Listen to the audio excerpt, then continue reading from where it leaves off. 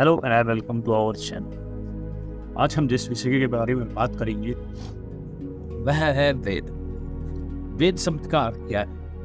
वेद शब्द कहाँ से आया? इसका मूल क्या है? बात करते हैं। वेद शब्द का अर्थ होता है ज्ञान या यूं कहें कि विद्या। यह शब्द संस्कृत भाषा के धातु जिसका विद्या जो कि बाद में वेद बनता है, विद धातु से बन, और यह हिंदू धर्म के प्राचीन प्रमुख ग्रंथों को हमारे समक्ष प्रस्तुत करता है। वेदों का महत्वपूर्ण स्थान हिंदू धर्म में है और इन्हें सबसे प्राचीन और पवित्र श्रुति एवं स्मृति ग्रंथ माना जाता है। वेदों की संख्या कितनी है? तो यूं कहें कि वेदों की संख्या 4 है। ऋग्वेद, यजुर्वेद, सामवेद, अथर्ववेद। वेदों का विषय क्या है? मैं बता दूं कि ऋग्वेद के अंदर हमें मुख्य विषय भगवानों की स्तुति और मंत्रों का संग्रह। यह वेद भगवानों के लोगों के जीवन में नियमित रूप से उपयोग होने वाले पवित्र सूक्तियों को संग्रहित करता है। इसमें विभिन्न देवताओं की प्रशंसा, यज्ञों की प्रक्रिया और धर्म विचारों का वर्णन किया गया है। ऋग्वेद में सृष्टि, प्रकृति, मानवता, धर्म आदि के विभिन्न पहलुओं पर ध्यान केंद्रित किया गया। दूसरा वेद है यजुर्वेद। यजुर्वेद का मुख्य विषय है यज्ञों के रहस्य, यज्ञ के अनुष्ठान और यज्ञ संबंधी मंत्रों का संग्रह।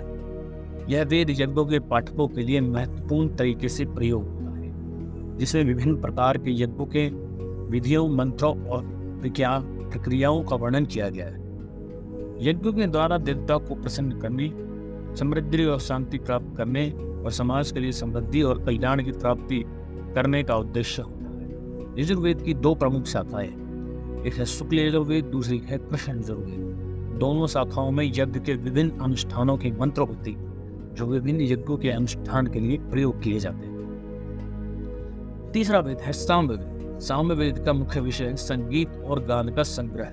यह वेद संगीत के विभिन्न रूपों को संग्रहित करता है और उन्हें यज्ञों और अन्य धार्मिक उत्सवों के दौरान प्रयोग के लिए संगीतात्मक रूप में हमारे समक्ष प्रस्तुत करता है। सामवेद का विषय यह है कि इसमें ऋग्वेद के मंत्रों को संगीत के रूप में प्रस्तुत किया गया है।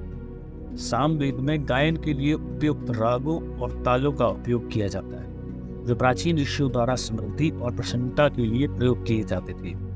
सामवेद के पाठकों के लिए संगीत और गान का अनुभव धार्मिक अनुष्ठान में एक महत्वपूर्ण भाग है और इसका उद्देश्य देवताओं को प्रसन्न करना और आत्मिक संगीतात्मकता का अनुभव प्राप्त करना। चौथा वेद है अथर्ववेद। अथर्ववेद का मुख्य विषय विभिन्न प्रकार के आध्यात्मिक विचारों, उपचारों, मंत्रों और आचार्यों का संग्रह है। इस वेद में विविध चिकित्सा, शांति, अभिशाप निवारण, विविध उपाय, धार्मिक और आध्यात्मिक सिद्धांतों का वर्णन किया गया है। अथर्ववेद में मुख्य रूप से भूमि, प्राणी, वनस्पति, यजमान और अन्य ऐसे विषयों पर चिकित्सा मंत्र हैं जो स्वास्थ्य, समृद्धि और कल्याण के लिए प्रयोग किए जाते थे। इसके अलावा अथर्ववेद में जीवन के विभिन्न पहलुओं पर विचार किया गया है, जैसे कि समाज, धार्मिक, दार्शनिकता और व्यक्तिगत उन्नति।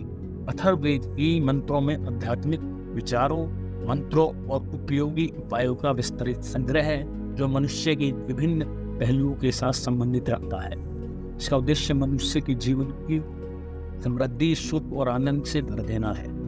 आशा करता हूँ वेद का यह विषय आपको अच्छा लगा होगा। इसी प्रकार की अन्य ज्ञानवर्धक वीडियो के लिए चैनल लाइक करें, शेयर करें, सब्सक्राइब